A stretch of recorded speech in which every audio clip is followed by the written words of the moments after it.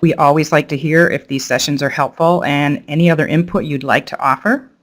And with that, Dr. McCullough, welcome, and feel free to start your presentation. Okie dokie. Good morning, everybody. It's a cloudy, gray, dreary spring day in Michigan. It's 23 degrees and the wind chill is 11 degrees, so I know some of you are a little bit further south, and I hope you're enjoying a little bit better spring weather. But it is getting towards the end of March, and sooner or later ash borer is going to come flying out of the trees, and we better be ready for it. So what I did today is I kind of set up a number of different options that are available out there for dealing with ash trees in areas that have emerald ash borer infestations. And without a whole lot of ado, I think we want to get right into it. I know everybody's busy and got things going on. I do want to thank Dan Herms. He sent up some slides a couple days ago. Dan is down in Puerto Rico, and he's probably sipping on some rum and pineapple juice, even as the rest of us are sitting here. I do want to acknowledge some of the people that have been involved with the work I'm going to talk about today. Out of my group, we've had a number of students and a couple of technicians that have worked on these projects over the last 3 or 4 years, as well as Therese Poland, who's a co-PI on some of these projects, and Phil Lewis is an insecticide guru with USDA APHIS. And I also want to point out that contrary to some of the the comments and some emails and whatnot that have been passed along to me, the work that we do in relation to insecticides and other control and management options for emerald ash borer has been funded through competitive grants from the USDA Forest Service. We don't take any funding from any of the pesticide companies. They don't contribute funding to our research, and they certainly don't contribute funding to our pockets. So what we try to do is be very objective with the products that we test. If they work, that's a great thing. If they don't work, we report that as well. So, you know, if you have ash borer in your area, one of your options, there's always the old do nothing option. And I don't know how many of you live in an area that's been impacted by emerald ash borer, but it is pretty impressive once this insect gets going. It is now officially the most destructive invasive forest insect that has ever come into North America, both in terms of the costs and in terms of the number of trees that have been killed. And while doing nothing certainly doesn't cost you much in terms of treating the tree, you can count on the tree dying. It's just not.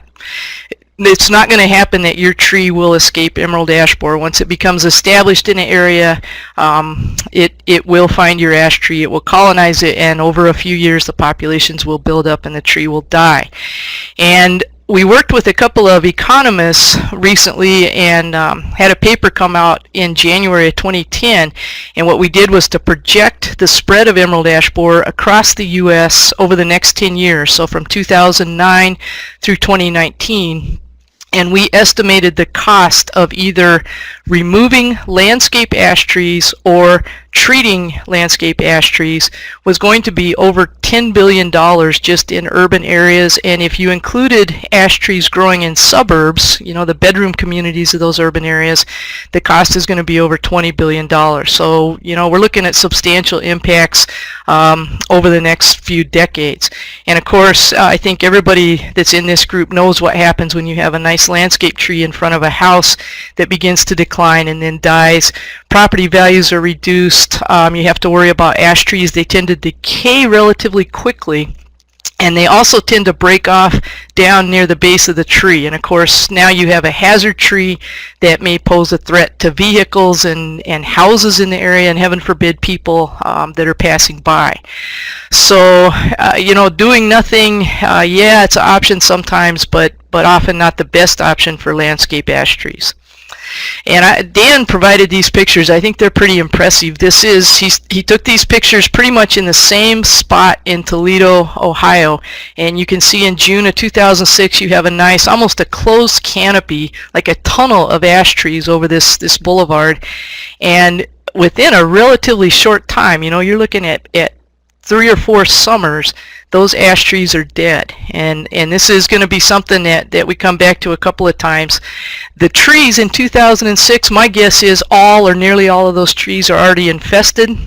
You can see very little signs of infestation, very few symptoms. That's typical with emerald ash borer until the populations really start to build up. And then when the trees do begin to decline and succumb, it happens in a matter of a couple of years. Now, a second option I wanted to mention briefly is cover sprays. We did test these. I know Dave Smitley was involved with some of them. Dave Smitley is a professor here at Michigan State as well. And there are some products that are effective. The problem, of course, with any kind of cover spray for trees is whether or not you can get adequate coverage and get the insecticide up into the upper canopy where the emerald ash borer almost always begins to colonize the tree. You know, they don't start on the trunk, they start in the upper colony unless the tree is very small. And then you have all the issues associated with insecticide drift, and I tried to put some photos in from some of our projects that make that clear. You're talking about people getting very upset with drift, pollinator impacts, you're going to kill off your beneficial insects, non-target impacts, and so forth. If this is something that becomes an appropriate option, most likely you're going to need 2 sprays during the summer. Sometime, you know, in mid-Michigan, I would say we would be spraying trees around the first part of June, and probably again 3 to 4 weeks later. The products that are effective are products that are relatively persistent. You know, your pyrethroid products as well as 7XLR looked pretty good. And what these products do is basically kill adults before they have a chance to lay eggs. And that's fine, except that we know a lot of emerald ash borer larvae that are in trees that are still relatively healthy will require 2 years to develop. And so if you have larvae that are under the bark, they were laid the previous year, and you spray the tree, you're not doing anything to affect the larvae that are going to be feeding this summer and developing and causing injury. So cover sprays are rarely going to be an appropriate option. But, you know, in some cases, maybe that is something to pursue. What most of us are going to be dealing with are going to be systemic insecticides, and these are products that are either applied around the base of the tree to the soil, or they are injected into the base of the tree, and then you're counting on the tree to move the products from the base of the trunk up into the branches and leaves in the canopy. And we're going to go through a number of the products and methods that are available for these systemic insecticides. And of course, there's a lot of advantages to treating trees, especially larger trees, with a systemic product. You don't have to worry about drift. You don't have to worry about whether you're going to affect non-target species, minimal exposure for the applicator, and certainly for residents or people in the vicinity. But you do need the tree to be relatively healthy, because the vascular system of the tree is what is moving the insecticide from the base of the trunk up into the canopy. And so you can't have a whole lot of injury, or that process is not going to work very well. Some products are certainly more effective than other products. We'll talk a little bit about that. And it's, you know, it's a little bit of an art and a little bit of a science and a little bit of skill that has to go into these kinds of applications. The more experience you gain, the better chances you're going to have for success. And there is a point where trees are too infested and have sustained too much injury to the vascular system for a systemic insecticide to be to have a good chance of being effective. And I put some pictures in here. When you start to see canopy decline that looks like this, you know, the rule of thumb we're using right now is if more than 60% of the canopy appears to be dying or severely declining, chances are good the tree is too infested or has too much injury for a systemic product to work. Now that may vary a little bit. That threshold was developed before the triage product became available, so we may be able to adjust that a bit. But once you start seeing things like epicormic sprouts and bark cracks on the trunk, it means that the tree is really infested and you have a lot of injury in there. As I said, the ash borers tend to colonize trees from the top down. And so by the time you see symptoms at eye level on the trunk, chances are good you have quite a bit of damage. There's 3 insecticides that are most commonly used for treating ash trees for emerald ash borer control: Imidacloprid, Dinotefuran, and imamectin benzoate. And we're going to go through each of these with a little bit of information about them. We'll start with Imidacloprid, and this is most commonly applied as a soil drench.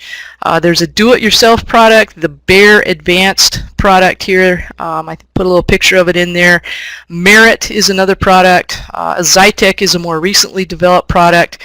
And keep in mind, Imidacloprid, the patent has expired on Imidacloprid.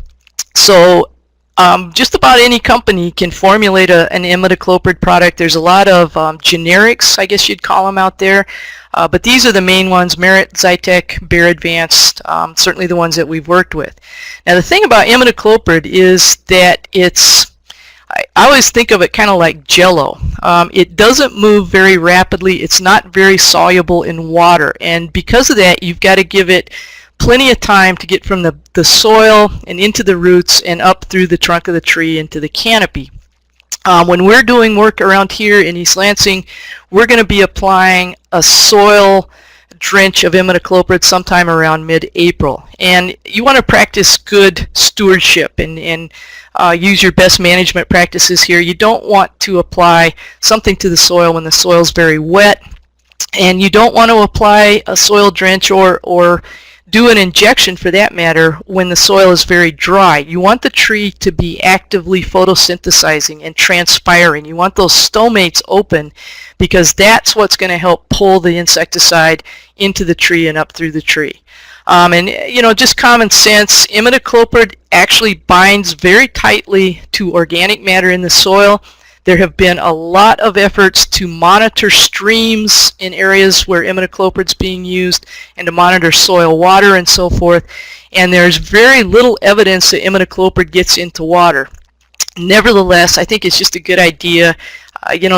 Don't be using soil drenches on real sandy soil where there's not much organic matter, or if you have a high probability that it's going to move into water.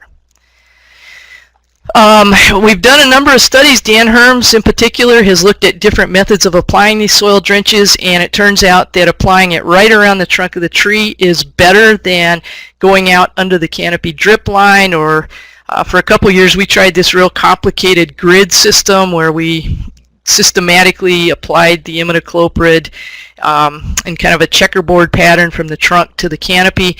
It works best, just pour it right around the trunk. And obviously you want to pull away the leaves and the litter, mulch, whatever's around the tree base. You want that Imidacloprid to get to the soil so that the roots can take it up. Now, one of the things that we learned fairly early on with Imidacloprid, in soil drenches in particular, is that the effectiveness of this application varies by size, and often it's effective on small trees. As the trees start to get larger, up around 8 to 10 to 12 inches in diameter, the control becomes less consistent, and the bigger the tree is, the more likely the control is going to be inconsistent. Now, one caveat there is that the Xytect product, I believe it's manufactured and distributed by Rainbow Tree Care. It has a very new label, and the EPA label on that product allows actually the application rate to be twice as high as the application rate on the other products, things like Bare Advanced and Merit and so forth. And that extra application rate makes it more effective on these medium-sized trees. At least Dan Herms and his research are finding that. There's a point, though, where the tree gets so large, you're basing these applications on the diameter of the tree at breast height, on DBH. And, of course, the more of the product you put on, the more it's going to cost you. And one point that I think is important particularly for professionals, people that are working with landscape trees, is that all of these systemic insecticides, the application rate, the dose, is based on the diameter of the tree. And that works fine for small trees. The problem is surface area of a tree doesn't increase linearly with diameter, it increases exponentially. And if you look, let's see, I'll use my little clicker here. If there was a linear relationship between diameter and surface area, what you would see is that for a 70 centimeter tree, okay, that would be, gosh, somewhere around 28 inches in diameter. If the relationship was linear, you'd have about 40 square meters of surface area. The relationship is not linear though, and for a very large tree, you know, something like a 28-inch diameter tree, you're up here around 80 or 90 square meters of surface area. And so that's really an issue, I think, for a lot of the applications, the insecticides that are used on landscape trees. The only products, I should say, the ArborJet group has adjusted that rate. They've gone to EPA and made a case, and I believe it's the threshold value is 12 inches. If the trees are 12 inches in diameter or larger, their dose rate actually increases. But as far as I know, none of the other products do that.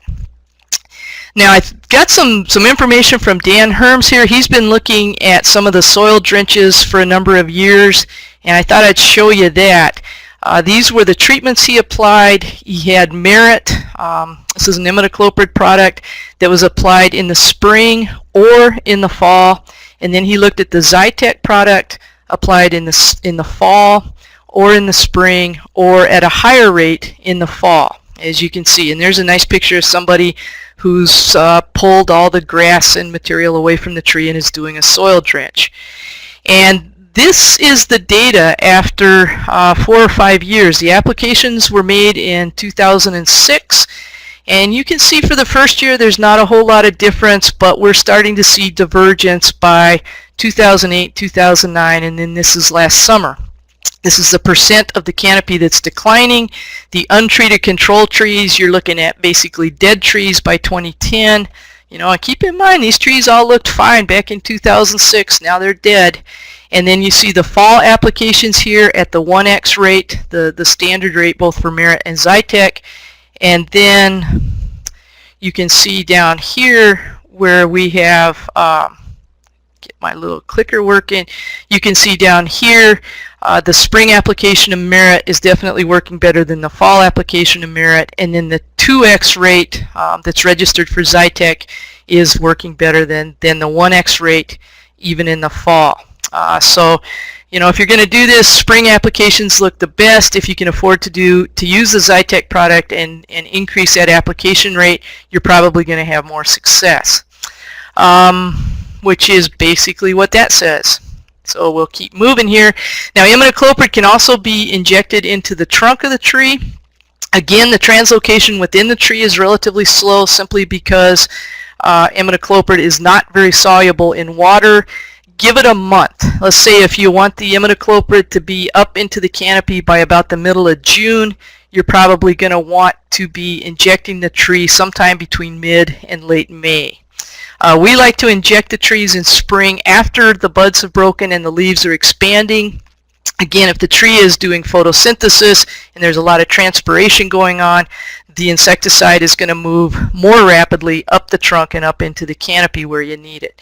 There are a lot of products now that are registered, a lot of Imidacloprid products for trunk injection. You can see the Mauger capsules here.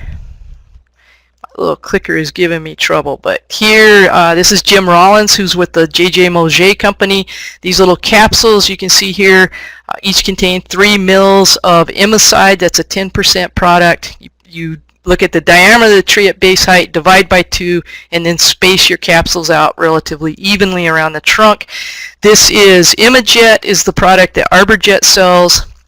It's being applied with a QuickJet device here, a very similar kind of application. And certainly a number of these products are effective. I know both Dan and I have gotten the best results, most consistent results with Imidjet, this Imidacloprid product. Mauger capsules work well sometimes. Other years they don't seem to work very well. So, you know, the consistency is somewhat questionable there. Now I want to talk a little bit about Dinotefuran. This is a new generation neonicotinoid product. It's sold as Safari. The patent is still on this product, so there's only one product that you can buy right now. It is much more soluble than Imidacloprid. In fact, it's 80 times more soluble in water than Imidacloprid, which means it moves better in the tree. It moves more quickly through the tree and up into the canopy, but of course you don't want to get it into water, so follow good practices there. And it can be applied as a soil drench, but for ash trees the most use that I'm familiar with is this thing called a Basal Trunk Spray. We started testing this in 2006, and it actually works pretty well. You can see this is Nick Gooch here treating a tree, and tree's Poland down here. You can see she's treating a relatively large tree. What you do is basically use a little quick and dirty garden sprayer. I think ours costs $17 at Home Depot, and you spray the trunk of the tree, the bark of the tree, from just above the soil line up to about shoulder height at a low pressure. You don't want anything splashing or anything like that. We don't let a lot of runoff occur. We're basically wetting the bark. You have to calibrate that sprayer so you know how much to apply. Usually we find we go around the tree twice to get the proper amount of material on there. And I thought I'd show you a little bit of data from a project we have underway. This is a long-term evaluation of these neonicotinoid products. We had 32 small white ash trees. We picked them in 2006. We knew ash borer was in the vicinity, but obviously the trees were very healthy at the time we picked them. And we're looking at basal trunk sprays, a research study with Imidacloprid mixed with this Pintrabark product. And Pintrabark, as you can see here, this is an agricultural surfactant. It acts as a detergent, and we thought there was reason to think that this would help the insecticide actually penetrate the bark and get into the xylem cells that are going to translocate the insecticide up to the canopy. So we tried it with Imidacloprid, we tried it with Dinotefuran, and then we also had a positive control, a trunk injection of Imidacloprid with Mauger capsules, and then controls that were untreated. And we do a lot of different kinds of evaluations to look at these treatments. We've treated the trees every year since 2006 with the Imidacloprid and the Dinotefuran. And what I'm going to show you today is the canopy condition over time and the number of exit holes left by emerging ash borers over time. And these are our results today. And if you look at the control trees here, these are the untreated control trees. You can see in 2006 there was absolutely we couldn't find any exit holes on the trees. If you look down here, this is canopy dieback, so virtually no canopy dieback in 2006. Little bit of beetle activity beginning in 2007, and then you can see these big jumps over the last 3 years or so. We're now up around 80, 90, 100 ash borers per square meter. And we know that on average, when you look at an entire tree, you can get roughly 100 ash borers per square meter of phloem coming out of a tree. Now that's not in a single year, that's over years, but you can see we're getting very close to that level with the untreated controls, and we're starting to see a lot of canopy dieback. We have 3 dead control trees now. These are the trees that have been treated with the Imidacloprid and Pintrabark trunk spray, Dinotefuran trunk spray, and then these are the Mauger capsules. And you can see they look, in terms of exit holes and even in terms of canopy dieback, they look a lot better. It's quite variable though. Some of the trees are starting to get infested. Just in the last couple years, we have 1 dead tree in each treatment. So definitely these insecticides are helping to keep the density down in the trees, helping to keep the trees healthy. Whether they can keep the trees healthy over the long term is another question, and we want to continue this as long as we can, as long as we can get funding to see what happens. One of the issues that I think we need to consider, and one of the reasons either for very long-term studies or for actually peeling the bark off of trees and counting larvae, is that as the control trees become infested, they get more and more stressed. Okay, they've got larvae feeding in them, and effectively they start to function like girdle trees. And one of the questions I have is if those trees are stressed, they are preferentially attracting emerald ash borer adults, and females are going to tend to lay more eggs on those stressed control trees than on the trees that have been treated with insecticides that don't have nearly as much stress. Now over time, once the control trees start to succumb, you don't have that differential attraction. And what we need to do is find out, as the control trees die off and succumb, do we see the density start to build on the treated trees now, because there aren't any really good attractive control trees in the area. So we're going to keep following these trees and see what happens over the next few years.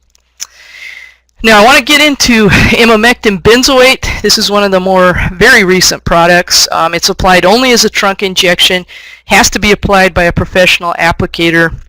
Patent is still on it, and it's sold as Triage, and it's distributed by ArborJet. And I think most of the people that are using it will use the ArborJet injection equipment. You can see this is a tree IV here. You can see one here in one of our sites. This is a quick jet. The tree IV is typically used when you have big trees and you're trying to get a high dose into the tree. The quick jet goes a lot faster. You can use it for a lower rate of application and on smaller trees. And what we have found, and others have found, and I'll be showing you some data, is that the Triage provides at least 2 years of very effective control of ash borer. And I want to show you why we can make those statements. We have some data from a big project that we did. You can see this is Trees Poland here, along with Andrea Anowitz that works with me. Dave Kappert used to work here, and Phil Lewis from USDA APHIS. And we started this project in May of 2007. We had 175 trees across 3 sites, actually encompassed 4 different counties in Michigan. And these are our treatments here. So we had untreated controls. We used, again, the Moget capsules as kind of a positive control with Imidacloprid. Then we did a trunk injection with imamectin benzoate. And the rate was either 0.1, 0.15, or 0.2, depending on the diameter of the tree. This is the very low end of the application rate. We also looked at the trunk sprays again. So we had imidacloprid with pintrabark, imidacloprid without pintrabark applied as trunk sprays, and then the Dinotefuran, this is the Safari, applied with and without the pintrabark. And we had trees, depending on the site you were looking at, anywhere from about 5.5 up to over 21 inches. So the way we did it, all the trees got treated in the spring of 2007. We do, again, a number of different kinds of evaluation methods that I'm not going to get into today. We took 7 of the 25 blocks of trees and felled them and debarked them in 2007 in the winter to count the number of larvae on those trees. And that left us with 18 blocks of trees. And so 9 of the blocks of trees were retreated the next year, spring of 2008. The other 9 blocks of trees were left untreated. And what I'm going to show you is the larval density data from that following winter.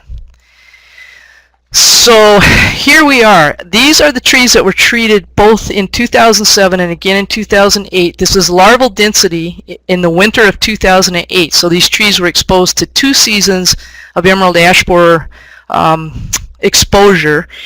And what you can see here is that, if I can get my little thingy, these are the control trees. So we had relatively high densities by 2008, up around 85 or 90 larvae per square meter. Trees, these control trees were not looking good by the end of the summer of 2008. Lots of dieback.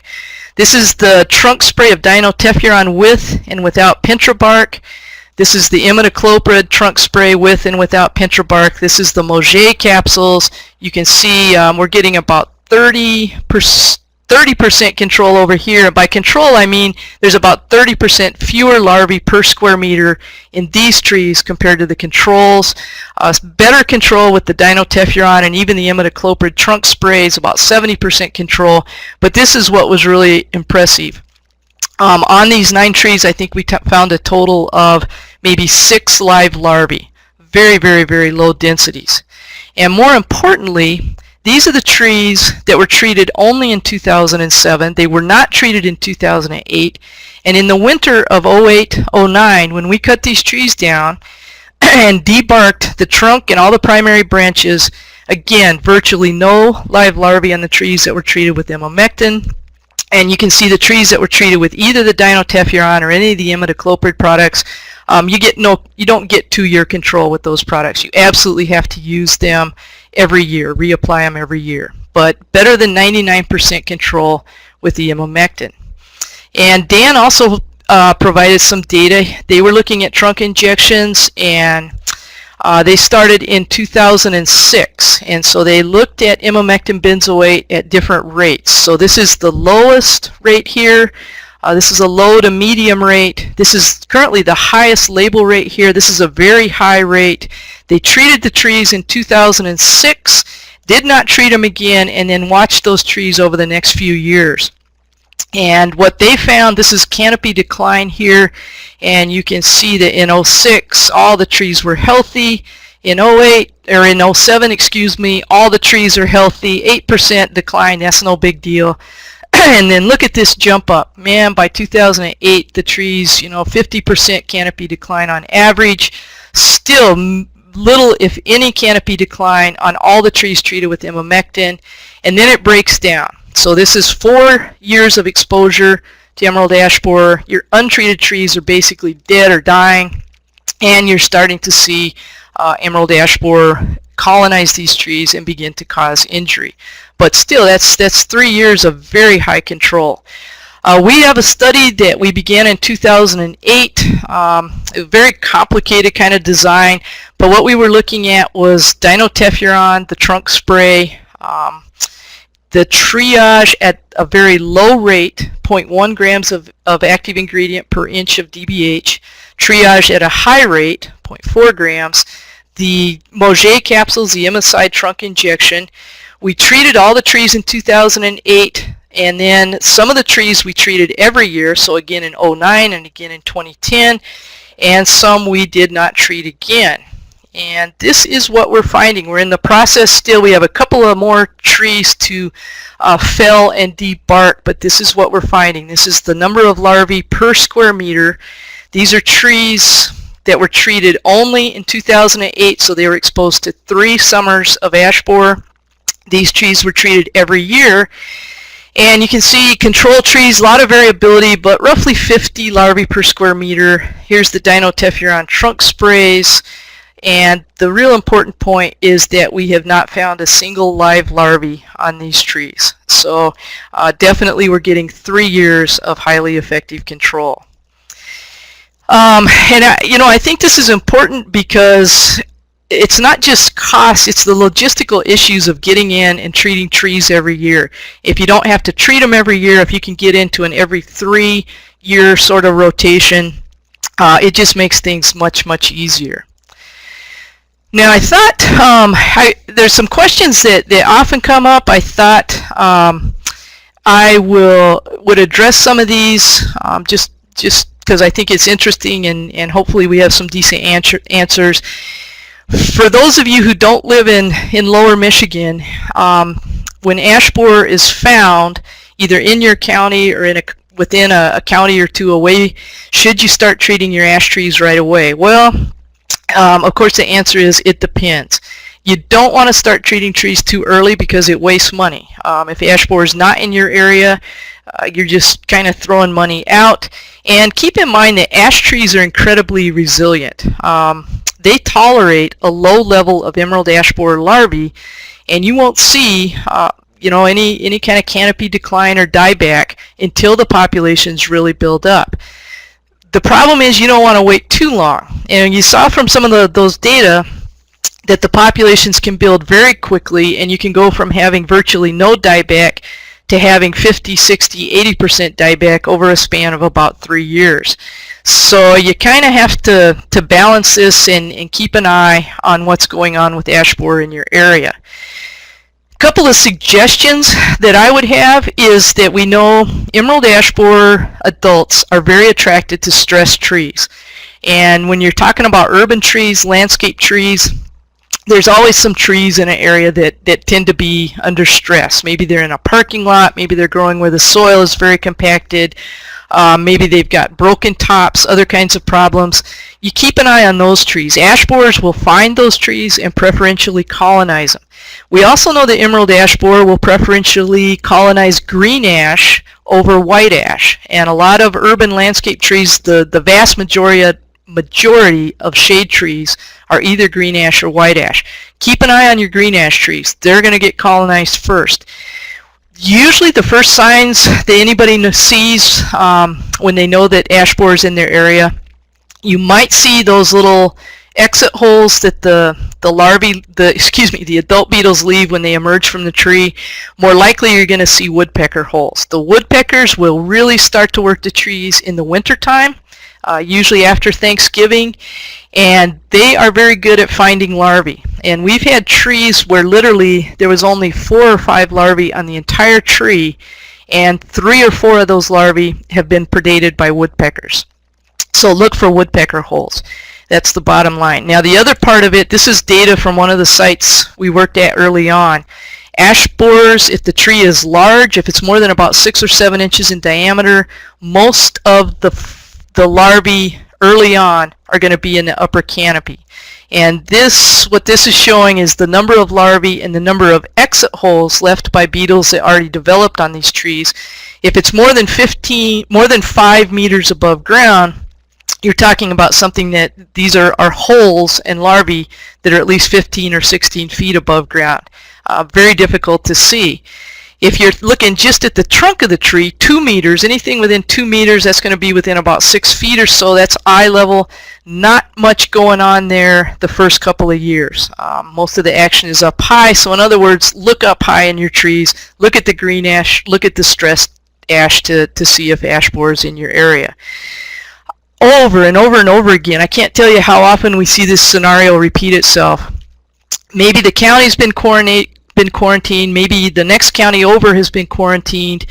Your trees look fine, you don't think they're infested, there's a good chance ash borer is there.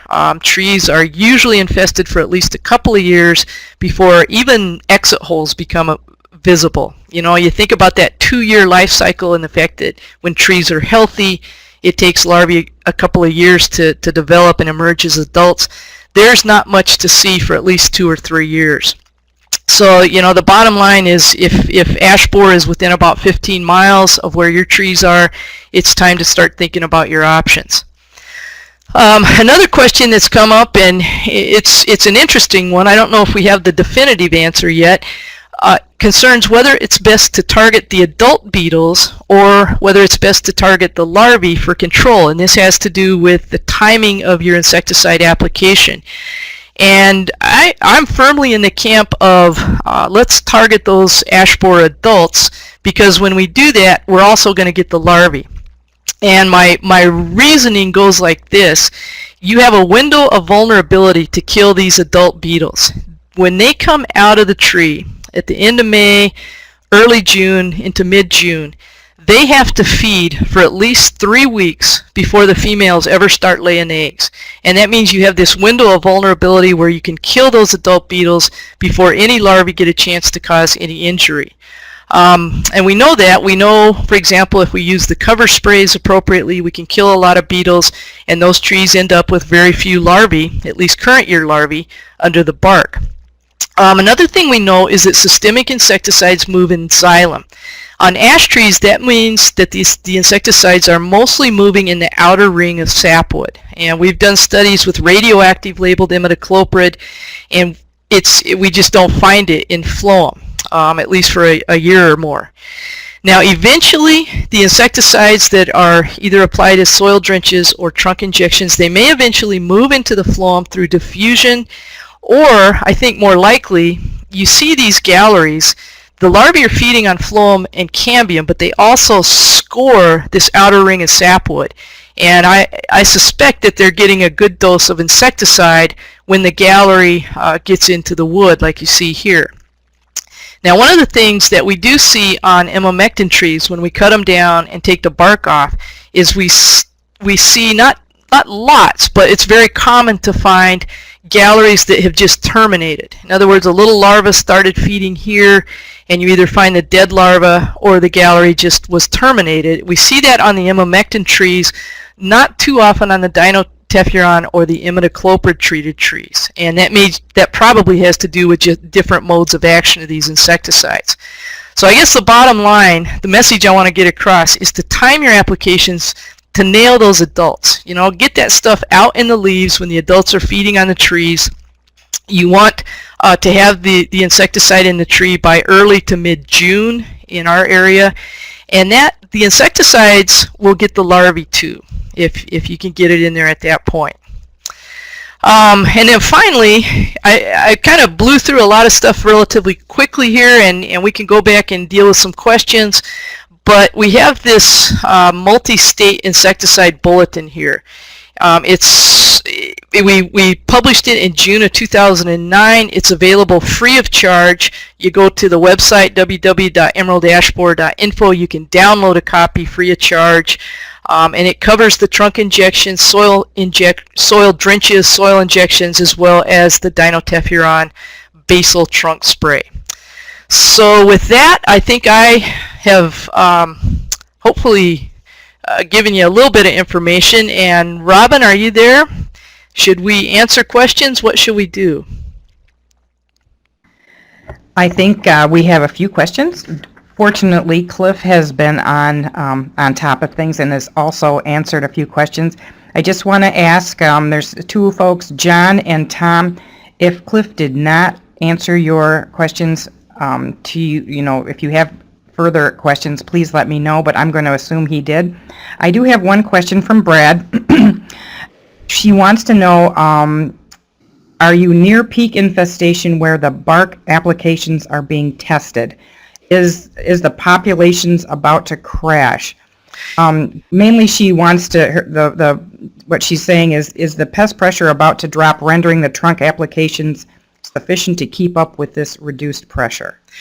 The studies that we've done, we've followed the populations through, and I should add, we've got a couple other studies where we have looked at that basal trunk application of Dinotefuran, and we have started in areas where ash borer was certainly present, and we have run those studies through the peak of the infestation. The best data we have comes from that 6-year study with the smallish sort of white ash trees I showed the data from. I don't know. As the infestation peaks and you have lots and lots of beetles in the area, I think it's hard to say whether the neonicotinoids will always consistently protect the trees. I think a lot depends on how many trees are being treated in the area. There's this idea of area-wide pest management. If you have a high proportion of the ash trees in a given neighborhood, for example, a subdivision, something like that, lots of the ash trees are being protected and you're killing a lot of beetles, you may never get to the density of beetles that would overwhelm trees that are being treated with the neonicotinoids. In other areas where you have lots of ash trees and most of the ash trees are not being protected, even if you kill 70 or 80% of the beetles, and even if you kill a proportion of the larvae, some of those trees may just be overwhelmed, and that's what we're trying to figure out. You got to give these kinds of studies some time to see that population peak and then crash. So I think the results are promising, but stay tuned. Give us a couple more years, and we'll be able to answer that more definitively.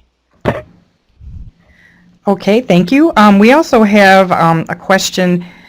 Why is EAB so ash species specific? Could you touch on that a bit? Sure. Ash borer is incredibly good at finding ash trees. I can tell you, just as a quick example, there's an area up in northern Michigan that is inaccessible. There's no roads that lead into it. It's a big hike into the area. It's a swamp, and there's an area that has some ash trees. That particular area is surrounded by a swamp kind of on one side that is mostly willow and some soft maple. On the other sides there's oak and hickory, maple, non-ash kinds of trees. And we went in there thinking that we would find a site that would be free of emerald ash borer where we could do some kind of long-term sorts of studies. And those beetles had already found those trees and colonized them. And the way they find their hosts is based on volatiles. It's every tree, every plant gives off chemicals. The leaves of the ash tree give off a complex, a suite of compounds the ash wood gives off compounds, bark gives off compounds, and ash borer is incredibly good at finding those compounds and using, flying through the air, finding the compounds, finding ash trees, and finding a suitable host to colonize. I know one of the fellows up at Michigan Tech had done some studies where they put burlap bands on lots and lots of trees, hundreds of trees in some of the areas, and some were ash trees and other trees were not ash trees, and in some cases there was only 6 or 8 inches from an ash tree to a non-ash tree. And then they looked at how many beetles they caught on the sticky bands over the course of the summer, and the bottom line is they don't catch hardly any on trees that are not ash trees, and they catch a bunch of beetles on trees that are ash trees. So I think they're just really, really good at finding ash trees. Okay, hold on here. We're getting questions and I need to scroll down a little bit here. All right. I have a question here. Are you able to comment on the use of, okay, I'm just going to spell this, AZADIRA. Azadirachtin. Yeah, there you go. Presently used in Canada as a systemic insecticide against EAB. CFS research shows that it targets adult female fertility and larval development. Yeah, I've seen some of the presentations that the Canadians have given on azadirachtin, and I think we're going to look at including it in a study this year. Based on what I have seen, they have a study that was published just a few months ago where they treated some trees with azadirachtin and they got relatively good control. The problem with the study is that they used very small trees. I think the trees were only 2 to 3 inches in diameter. And whether you can scale up from very small trees like that to trees that are 6, 10, 20, 30 inches in diameter, I think it's much more difficult to get good control on larger trees.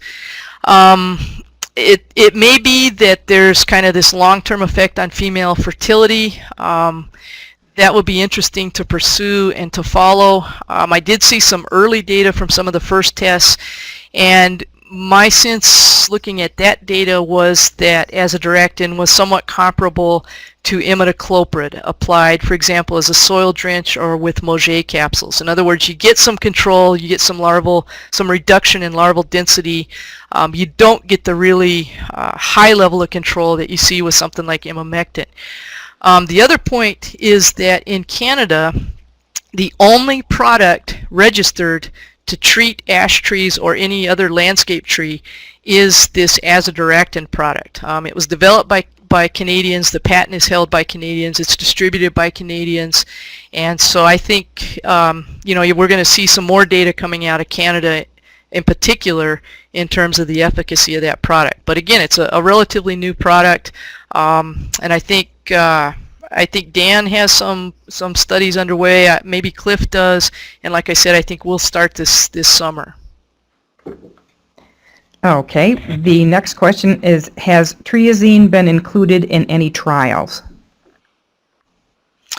That triazine is the azadirachtin product, so it's been included in Canadian trials. I think there's some trials that have been initiated in the U.S., but I haven't seen any results come out of them. So triazine is the same, it's the trade name for the azadirachtin insecticide. We have a question, what is the impact of the other treatments on species? Let me see here, hold on a second here. I'm losing it. What is the impact of treatments on other insects that rely on ash trees? It depends. It depends on which product you're talking about. If the insects are feeding on ash trees, on the leaves, or if you have other borers on the ash tree, they are likely to be affected by the product. Now, Lepidoptera, your caterpillars, for example, moth and butterfly larvae, they typically are not well controlled with Imidacloprid. So it's probably going to vary by species and by how much leaf matter they eat. But Lepidoptera may be less affected by either Imidacloprid or Dinotefuran, whereas the imamectin benzoate is most likely going to kill the insects that are feeding on the foliage, the caterpillars and so forth. The neonicotinoid products, Imidacloprid and Dinotefuran, as well as imamectin, are likely to kill sap-feeding insects. So your plant bugs and aphids and those sorts of things are likely to be controlled with it. You know, there are some non-targets of concern. You know, swallowtail butterflies, the larvae will often, not often, but you will find them on ash trees. They can feed on ash leaves. Imamectin is probably going to kill those larvae if those butterflies happen to lay eggs on a treated tree. The other part of the answer to that question, though, is that if you don't treat the trees with insecticides, there won't be any ash trees. So, you know, you kind of have hopefully a confined, relatively short-term impact in terms of treating the landscape ash trees with these products. If you look at the ash trees in the forest, which is where the vast majority of ash trees are going to be growing, insecticides are not going to be used there. They're not appropriate, they're not economical, there's environmental issues associated with using insecticides on a very large-scale sort of project like that, and those trees are going to die. And so whatever insects require ash or are likely to utilize ash, you got to hope that they can find another suitable host. Okay, we have, Brad has asked another question. People get confused between the percentage of larval kill versus treatments, which render a still functional tree. So when reading slides which only present larval kill data versus canopy thinning info, is there a number you can keep in mind as sufficient? Say 70% larval kill is generally sufficient to maintain canopy thinning scores under 30%. I would modify that a little bit. The density of larvae per square meter, and this is if you're sampling the entire tree. The kinds of stuff we do when we present those numbers of larvae per square meter, we're looking at the trunk, not just the few small branches in the canopy. We have regression models that relate the density of larvae per square meter to the extent of canopy dieback. And I'm trying to remember what that equation looks like. If I remember correctly, if once you start getting around 30, 35, 40 larvae per square meter, you're going to start to see somewhere in the neighborhood of 25, 30, 35% canopy decline. And as the density of larvae increases per square meter, you're going to see a bigger and bigger impact. And that's why I put that little note in there. Over time, trees can produce roughly 100 beetles per square meter of phloem. And so when we tell you that control trees, untreated control trees, had 80 larvae per square meter, you know that those trees are severely declining and are not long for this world. You know, they have about one more summer where they're going to be colonized, and then they're probably going to be dead. Now, if you have, you know, 10 larvae per square meter, chances are you're not going to see anything wrong with the canopy. I would not expect to see any kind of decline or dieback. As you start to get to 20 to 30 larvae per square meter, maybe you start to see some foliage thinning, maybe you start to see the beginnings of dieback. Somewhere between 30 and 60 larvae per square meter, now you're going to start to see external symptoms on the tree. So hopefully that answers that to some extent. That sounds good. I am not seeing any more questions. I think Cliff has handled a couple of these sufficiently, and I wanted to say thank you very much, Dr. McCullough, for staying with us here and going through all this information, because I know there's a lot of it. So, we have one more here. It says, so we should look more at the number of larvae instead of the amount or percentage of canopy decline, because that could be deceiving. Well, that depends on what you're doing with the trees. We do these very intensive kinds of studies because of some of the reasons I told you. If you count larvae, live larvae are live larvae. You know, there's no qualitative judgment kind of call there. The larvae either are there and alive or they're not. If you're treating trees in a shopping center or in somebody's lawn, you're not going to want to take the bark off. So obviously that's not something that an arborist or a landscaper is going to do. What we can do is relate the number of larvae to the extent of canopy dieback. you know, in terms of deciding whether you should treat trees. Is it time to treat trees? Are the trees too far gone to effectively treat them anymore? 90% of the time you're going to be looking at the external symptoms like canopy condition, bark cracks. Are they all over the trunk? Is there just a couple on upper branches? If so, you can probably still treat that tree. But in terms of interpreting what our data mean, when we say control trees had 50 larvae per square meter, the emamectin trees had less than 0.2 larvae per square meter, that gives us the ability to talk about control and to compare one insecticide product to another. Thank you. I wanted to say again, thank you very much, Dr. McCullough. Thanks everyone for attending the webinar today. If you have any other questions, you can email me. I can forward those to Dr. McCullough or to other people who have some information on that. And I appreciate everyone for their interest and time.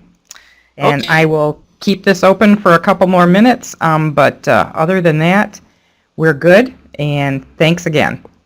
Okay, thanks very much, everybody.